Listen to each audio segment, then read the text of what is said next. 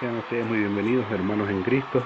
Para el día de hoy le traemos Mateo 24, del versículo 7 al versículo 14. En esta parte del Evangelio nos nombra el comienzo del fin, en donde los discípulos de Jesucristo, angustiados por el fin de este mundo y por tener una señal de su venida, de su vuelta, le preguntan al Maestro: dinos cuándo ocurrirá esto y cuál será la señal de tu venida y del fin de este mundo. A lo que Jesucristo responde: estén atentos para que nadie los engañe, porque muchos vendrán en mi nombre diciendo yo soy el Mesías, y engañarán a mucha gente. Oirán hablar de guerras y rumores de guerra. Traten de no alarmarse, pues eso tiene que suceder, pero no es todavía el fin. Se levantará nación contra nación y reino contra reino, y habrá hambre y terremotos en diversos lugares. Todo eso será el comienzo de un doloroso alumbramiento. Entonces a ustedes los entregarán a la tortura y maltratarán, y los pueblos los odiarán a causa de mi nombre. Muchos están en peligro de ceder, se traicionarán y se odiarán mutuamente. Surgirán numerosos falsos profetas que engañarán a mucha gente, y por la maldad que crecerá constantemente se enfriará el amor de la mayoría. Pero el que prevalece hasta el final, ese se salvará. Esta buena noticia del reino se anunciará en el mundo entero como testimonio para todas las naciones. Entonces vendrá el fin. Aquí Jesucristo le hace ver unos puntos muy importantes de que no hay, que sentir angustia, porque estas cosas han de suceder. Están dichas por el Mesías, están dichas por Jesucristo, y esto no se va a torcer, o sea, esto va a pasar en este mundo. Ellos estaban angustiados al momento de decir si esto va a pasar ahora, como nos pasa a muchos de nosotros que nos preguntamos: esto sucederá, está sucediendo, faltará poco para que llegue el fin. Y ciertamente muchas de las cosas que nombra acá en el Evangelio están sucediendo. Lo que pasa con las naciones, los terremotos, las hambrunas, estos hermanos en Cristo que cada día se pelean unos contra otros, tratando de sacarse los ojos por ver quién tiene la razón, y poco lugar dejan a lo que es el verdadero amor por Jesucristo. La aparición de muchos profetas que hacen comercio de la palabra. Por eso Jesucristo le da una salvedad acá a los apóstoles y a todos aquellos que quieran seguir sus pasos, pero el que persevere hasta el final, ese se salvará. Pero cierto dice en el versículo 14 que el fin tiene que suceder. Así hay, como dijo el hermano Marcos, esto va a suceder. Como dice en el 7, se levantará nación contra nación. Lo estamos viendo.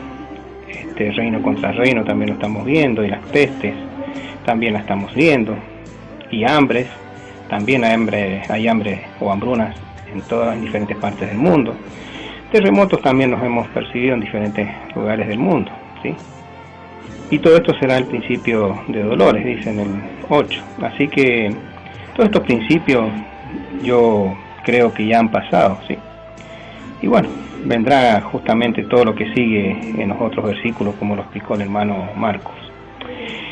Quizá usted no esté enfrentando persecución intensa ahora, pero hay cristianos en otras partes del mundo que lo están.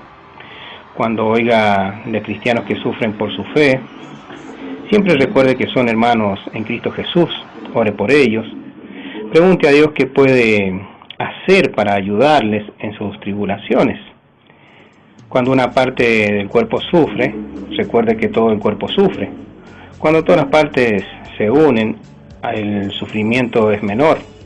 O sea, todo el cuerpo se beneficia, o cuando damos una cura, ¿no? Como dice ahí en 1 Corintios, capítulo 12, versículo 26. Vemos también que en el Antiguo Testamento se menciona con frecuencia a los falsos profetas. Véase en 2 de Reyes, capítulo 3, 13, Isaías, capítulo 44, versículo 25, en Jeremías, capítulo 23, versículo 16, y en Ezequiel, capítulo 13, versículo 2, versículo 2 y 3, en Miqueas, capítulo 3, versículo 5, y en Zacarías, capítulo 13, versículo 2. O sea, eran personas que afirmaban haber recibido mensajes de Dios y que predicaban justamente salud y bienestar.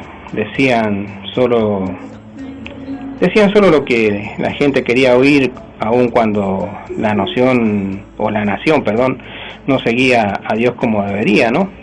Ahí recuerde que hubo falsos profetas en los tiempos de Jesús, y los tenemos también hoy en día, en los tiempos que no está Jesús. Jesús está en nuestros corazones, pero hoy también tenemos esos falsos profetas.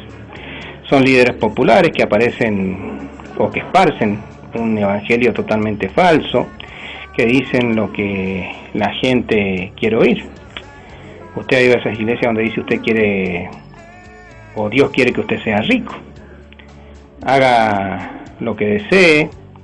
No existen ni el pecado ni el infierno, según estas predicaciones, ¿no? Jesús anunció que vendrían justamente maestros falsos y puso en alerta a sus discípulos. Así como puso en alerta a sus discípulos, nos pone en alerta también a nosotros. Así como lo hace con nosotros para que no escuchemos sus peligrosas palabras, ¿sí? También recordemos que con la enseñanza falsa y la pérdida de los valores morales viene una enfermedad particularmente destructiva, la pérdida del verdadero amor justamente hacia Dios y hacia los demás. El pecado enfría nuestro amor por Dios y por los demás, al hacer que nos enfoquemos solo en nosotros mismos, egoístamente miremos en nosotros o hacia nosotros, y yo creo que nadie podría amar si piensa solo en sí mismo. Debemos amar como Dios nos ama a nosotros. Jesús predijo que los que aborrecen sus puntos de vista perseguirían con severidad a los cristianos. Sin embargo, los cristianos podían tener esperanza en medio de la terrible persecución, sabiendo que la salvación era de ellos. Los tiempos de prueba sirven para diferenciar a los cristianos verdaderos de los que no lo son, o de los que son cristianos solo cuando las cosas les van bien, nada más. Cuando lo presionen a rendirse y a dar las espaldas a nuestro Señor Jesucristo, usted no ceda. Recuerde los beneficios de permanecer firme y siga viviendo por nuestro Señor Jesucristo. Él nos dará todo. Recuerde en el versículo 14 lo que dice. Jesús dijo que antes de que Él volviera, las buenas nuevas acerca del reino, o sea, el mensaje de salvación, serían predicadas en todo el mundo, como se está predicando actualmente. Esta era justamente la misión de los discípulos y es la misión de nosotros, y justamente, como dije, es la nuestra hoy en día. Así que Jesús se ocupó del fin de los tiempos y del juicio final, a fin de mostrar a sus seguidores la urgencia que tenía en aquel tiempo y que tiene ahora, porque ya el tiempo se agota, de esparcir las buenas nuevas de salvación por donde quiera que podamos. Y así como nos dice en el versículo 8, que esto es el comienzo de un doloroso alumbramiento, sabemos que el alumbramiento hace referencia a un nacimiento. Y Jesucristo dijo, es necesario que ustedes nazcan de nuevo, es necesario que sean una nueva criatura.